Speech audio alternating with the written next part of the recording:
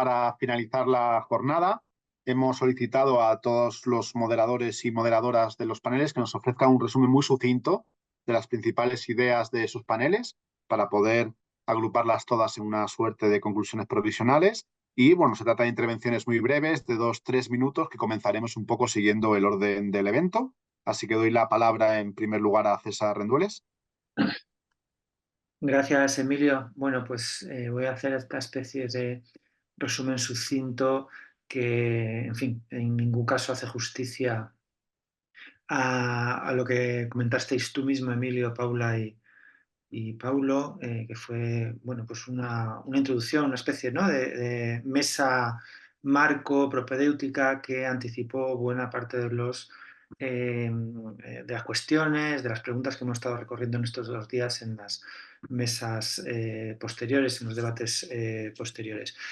Tratando de encontrar algún hilo conductor para no limitarme a hacer una especie de abstract de cada una de las ponencias, se me ocurría que algo muy importante que estaba presente en vuestras 3 respectivas intervenciones era la cuestión de la escala, ¿no? Los conflictos políticos y sociales relacionados con la transición energética pues se expresan en muy distintas escalas que no son coherentes entre sí, y que tienen aspectos de retroalimentación y de conflicto, ¿no? Y eso es, yo creo, que algo que ha ido apareciendo en vuestras 3 intervenciones. Primero en la de Paula, que se centró en la escala local, un tipo de políticas medioambientales de transición que implican relaciones sociales densas, y que tienen también aspectos muy positivos en cuanto a sus dimensiones laborales, culturales, y que mantienen a su vez pues, relaciones complejas con la intervención público-estatal y la racionalidad burocrática, ¿no? Relaciones a veces de tensión, de conflicto, pero a veces también de retroalimentación y potencia. En la intervención de Emilio yo creo que también se movía, era central el asunto de la escala. Emilio nos habló de cuestiones relacionadas con la gobernanza, no ya solo cómo construir políticas públicas técnicamente viables, sino algo que va más allá de eso, sino que son los consensos sociales necesarios para impulsar una transición ecosocial digna de tal nombre y, por tanto, para transformar el sentido común y generar lo que se llamaba un bloque histórico, ¿no? Y como ahí están en juego cuestiones de nuevo que se mueven en una escala distinta de la local, en la que se ha manejado una parte del medioambientalismo tradicional y que entraña compromisos políticos y sociales de un orden muy novedoso a menudo para los movimientos medioambientalistas, para los movimientos ecologistas, ¿no?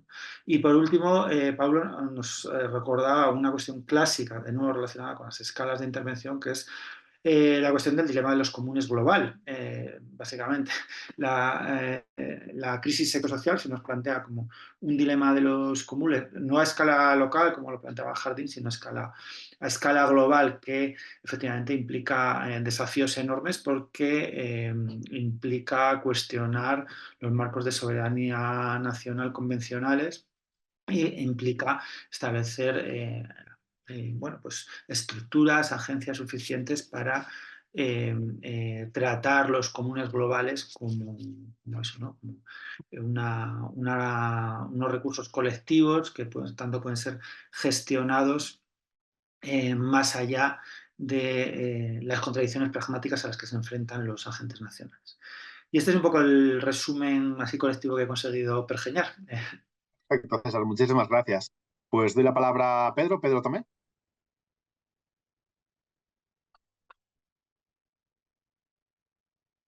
No se te escucha, Pedro. Tienes que activarte el... Perdón, gracias. Gracias, Emilio. Buenas tardes, casi noches, ya decía.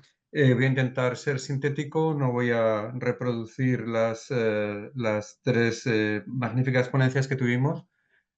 Ponencias que fueron de alguna forma complementarias, en algunos sitios dialogaron y de forma fuerte entre ellas. Lástima que no tuviéramos tiempo para poder discutir más claramente sobre el alcance de algunos de los conceptos que aparecieron por allí, que eran conceptos radicalmente nuevos para pensar la transición ecosocial con unas características más justas.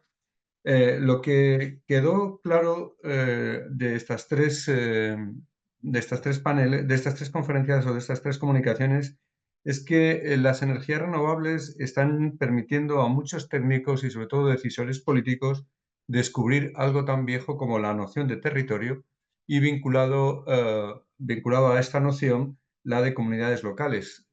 Parecería necesario, si se quiere avanzar hacia una transición justa, tener en cuenta las necesidades e intereses de estas comunidades, entre otras cosas porque no hay transición justa sin participación de la ciudadanía, no hay transición justa en un sentido amplio sin democracia. Pero insistieron también de alguna forma los tres participantes en que no podemos quedarnos ahí y que por tanto es necesario hacer alianzas, establecer alianzas entre los operadores energéticos y los territorios y sobre todo incidieron los tres mucho en la necesidad de establecer sistemas de planificación territorial que no impongan, pero tampoco lastren los avances de esa transición. No habrá transición energético-ambiental si no hay también una transición social, una transformación de los modos de vida, dijeron, y en ese sentido creo que es importante destacar que las transiciones de las que estamos hablando están ligadas a los cuidados, como concluía Noemí.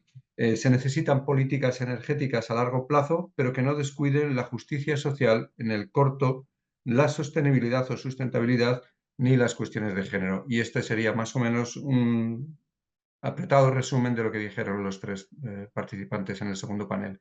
Gracias. Perfecto, Pedro. Muchas gracias. Ahora me doy la palabra a mí mismo, que es algo un poco extraño, pero fui el moderador de la tercera mesa, que versó sobre transición energética e igualdad de género, con fantásticas ponencias de Cristina de Benito, Rosa Santero y Giovanni Beccio. Y básicamente, también sin hacer ni mucho menos justicia a lo que ahí se expuso, pero os pongo 5 ideas que yo creo que pueden sintetizarse del conjunto del panel. La primera es que tenemos ampliamente documentadas diversas brechas de género en el campo social de la energía, lo cual es un resultado evidente, lógico, esperable, ya que el género es un dispositivo de dominación estructural en nuestras sociedades. Estas brechas, digamos, se dan en diferentes planos del fenómeno energético, ¿no? Desde el marcado carácter femenino de la pobreza energética, la fuerte segregación ocupacional de género en el mercado laboral vinculado a los sectores energéticos, por no hablar, digamos, de la dimensión específicamente patriarcal de la violencia que sufren las mujeres de las comunidades involucradas en conflictos socioenergéticos. La segunda idea que cabría destacar de este panel es que, aunque en términos de marcos discursivos y normativos la mirada de género está cada vez más presente, la tarea real ahora es dotarnos de los mecanismos y los dispositivos específicos que permitan que este enfoque tenga efectos transformadores reales. La tercera idea que quizás se podría destacar es que existen algunas oportunidades interesantes, ¿no? Que tienen que ver, por un lado, con el papel protagonista de las mujeres en iniciativas de prosumidores energéticos, de actores que producen la propia energía que consumen pues, a través de instalaciones a escala comunitaria. Y en segundo lugar, como nos mostró Giovanni Beccio, esa mayor predisposición de las mujeres a la electromovilidad puede hacer que una política con mirada de género facilite la herramienta para lograr romper esos vínculos simbólicos entre el automóvil privado, patriarcado, eso que Clara Dyer llamaba las petromasculinidades, ¿no? Dos ideas más, muy brevemente. La cuarta idea, que la destacó y la mencionó Cristina de Benito, y me parece una idea importante porque creo que desborda la cuestión de la mesa, casi podríamos tomarla como un axioma general para el debate social de la energía. Ella decía, no podemos pedir que la transición energética solucione el problema del patriarcado, digamos, quizás es pedirle mucho, el problema del patriarcado tiene 1000 años, miles de años, pero tampoco podemos admitir que la transición energética no tenga en cuenta las cuestiones del patriarcado y las cuestiones de la desigualdad de género. Me parece que ese es un buen marco con el que orientarnos. Y por último, la última idea es que también creo que es una idea como de conclusión de validez general, es que hacer políticas energéticas con una mirada de género es imprescindible no solo por una cuestión ética o moral, sino también por una cuestión de eficacia. Y con esto doy la palabra a Jaime Vittel.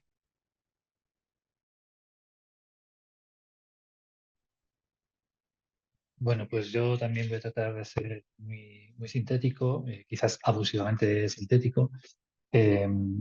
para subrayar, ¿no?, que en esta mesa que hemos dedicado a la relación entre políticas públicas, ¿no?, y transición energética desde el punto de vista de la activación de una agenda de política industrial verde, lo que creo que ha sido como el elemento en torno al que han gravitado las diferentes aportaciones es la centralidad del Estado, ¿no?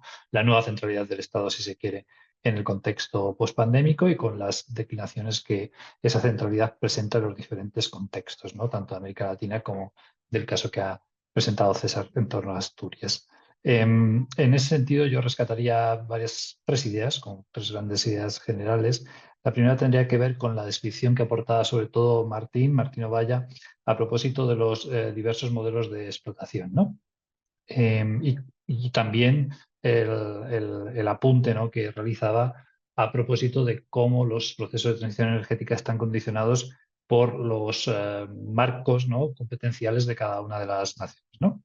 En ese sentido, pues cabría siempre determinar cuál es el papel del Estado, ¿no?, en esos emprendimientos, hasta qué punto las empresas públicas pueden hacerse cargo de ellos, si son o no necesarias y en qué escala las alianzas público-privadas y qué efectos tienen, ¿no?, también las competencias centralizadas o más federalizadas, ¿no?, en función de las diferencias que él ha establecido en torno a los modelos chileno y argentino.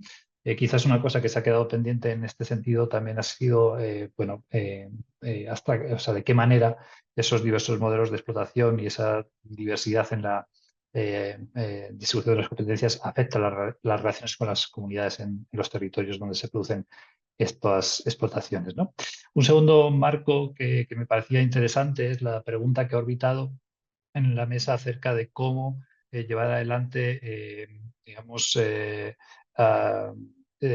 una transición energética que transite también, ¿no?, de la centralidad que ha tenido la extracción de materias primas, ¿no?, en contextos como América Latina a la producción, ¿no?, y los límites que en este sentido revelaba Martín. Ese sería un hándicap o un objetivo, si se quiere, o sea, pasar de la extracción a la producción y además hacerlo en condiciones de sostenibilidad. Y en ese sentido a mí me ha interesado profundamente, ¿no?, cómo los factores condicionantes para ejecutar de modo práctico este propósito pues tenían que ver con varios elementos, ¿no? Lo señalaba Martín también, las capacidades productivas y tecnológicas, la capacidad para captar renta por parte de estos países en sus alianzas con el mundo empresarial nacional o foráneo, pero también me interesó poderosamente una idea que deslizaba Felipe cuando hablaba de que son igualmente importantes o relevantes, ¿no?, las capacidades institucionales, ¿no? La fortaleza de los aparatos administrativos, ¿no?, también la capacidad fiscal de los diferentes estados para impulsar este tipo de políticas y que además abunden, ¿no?, en digamos, los horizontes de justicia social. Quizás ahí también hubiera sido interesante discutir acerca de cómo el efecto, ¿no?, del paradigma neoliberal sobre los estados a veces ha adelgazado o mermado esas capacidades. Y finalmente un tercer ámbito que me ha parecido como muy relevante, en este caso más orientado o más relacionado con lo que ha sido la intervención de César Rendueles, tendría que ver con el hecho de que efectivamente hablar de la centralidad del Estado y el consenso social que ahora mismo se encuentra extendido respecto a la relevancia, ¿no?, de la intervención pública sobre los planes de transición energética, no nos dice nada verdaderamente sobre la naturaleza de esa intervención, ¿no?, o nos dice más bien poco, ¿no? Y ahí creo que ha sido muy rica su ponencia a la hora de diagramar, ¿no?, los intereses enfrentados, los diferentes agentes que se encuentran involucrados en ella, ¿no?, desde los agentes de signo sindical o los empresariales, pasando por los poderes público-estatales, ¿no? Y finalmente también me ha parecido muy relevante de la intervención de César subrayar la importancia de los contextos culturales heredados para facilitar o por el contrario obstaculizar la transición energética, ¿no? Él lo ha contado a propósito del caso asturiano, como ahí los referentes culturales vinculados al mundo de la industria facilitan de alguna manera el recorrido que puedan tener ciertas propuestas y ciertos discursos en la esfera pública. Perfecto, Jaime. Muchas gracias. Paula. Sí, gracias, Emilio. Yo retengo 3 conclusiones a destacar del panel 5 sobre las políticas públicas en el ámbito de la transición energética para asegurar una gobernanza eficaz de los recursos, como es el caso del hidrógeno verde que se presentó, y serían las siguientes. En primer lugar, la importante necesidad de identificar los desafíos normativos en la gobernanza de los recursos energéticos, porque la adopción de tecnologías como el hidrógeno verde presenta retos importantes a nivel normativo y regulatorio. Los marcos legales existentes en muchos de los países del espacio iberoamericano no están completamente adaptados para gestionar la producción, distribución y uso de nuevas fuentes de energía limpia, por lo que es necesario actualizar las normativas para facilitar la integración de estas tecnologías, asegurando la seguridad, eficiencia y sostenibilidad del proceso. En segundo lugar, el conocimiento como factor clave para la transición energética. La transición verde no depende solo de la adopción de nuevas tecnologías, sino también de la capacidad para adaptar las innovaciones a los contextos locales. Esto implica comprender no solo los aspectos técnicos, sino también las características sociales y culturales de cada región. Por lo tanto, el conocimiento local se convierte en un activo esencial para diseñar políticas públicas que sean efectivas y equitativas. La capacitación y el desarrollo de competencias locales y la participación ciudadana son fundamentales para asegurar que las tecnologías energéticas sean utilizadas de manera adecuada y sostenible. Y finalmente, como tercera conclusión, sería la importancia de la integración municipal y comunitaria, porque para que la transición energética sea inclusiva y exitosa, es crucial involucrar a los gobiernos municipales y a las comunidades en el proceso de planificación y ejecución de políticas públicas. La descentralización en la gobernanza energética puede permitir una mejor adaptación de las políticas a las necesidades locales y fomentar de esta manera la participación ciudadana, lo que a su vez facilita la aceptación y el apoyo a estas nuevas tecnologías. Muchas gracias. Perfecto, Paula, muchas gracias. Y Luis, tu turno.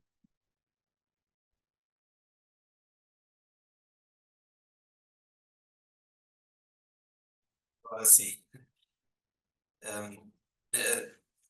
Em este painel, podemos concluir que a comunidade académica de investigação assume que a ciência aberta é fundamental para lograr os objetivos da transição energética. É crucial. A ciência aberta facilita o intercâmbio de informação entre diferentes setores, como a academia, a indústria e o governo, promovendo a criação de alianças que podem gerar novas ideias e soluções. Este entorno colaborativo não só acelera a inovação, sino que também garantiza que as melhores práticas e os descobrimentos se difundam rapidamente, beneficiando a sociedade em seu conjunto a nível global. A ciência aberta hace que os avanços científicos e tecnológicos sejam mais inclusivos, particularmente ao involucrar a sociedade civil, os cidadãos e as comunidades locais. A apresentação de Jiménez é um exemplo. Ao mesmo tempo, permite, através da transparência, fortalecer a confiança pública em las iniciativas de transição energética, que é crucial para implementar políticas que promovam um futuro energético sustentável. E também podemos concluir que cada vez há mais redes, ferramentas e plataformas de ciência aberta interconectadas entre si e à disposição da sociedade para contribuir em este caminho hacia a transição energética. Por lo tanto, podemos concluir que a ciência aberta é um novo paradigma que está revolucionando a investigação científica e sua implicação na sociedade a nível global hacia desenvolvimento sustentável e centrado em las pessoas, e penso que é uma boa conclusão deste painel. Obrigado, gracias. Perfecto, Luis, muchas gracias. Y muchísimas gracias a todos los asistentes, a las y los 18 ponentes, a las 6 moderadores, al equipo de organización de la Organización de Estados Iberoamericanos que está dando el soporte técnico, la sombra que ha permitido que este evento sea posible, también a las 10 instituciones que forman parte del consorcio del proyecto EULAC Energy Trans.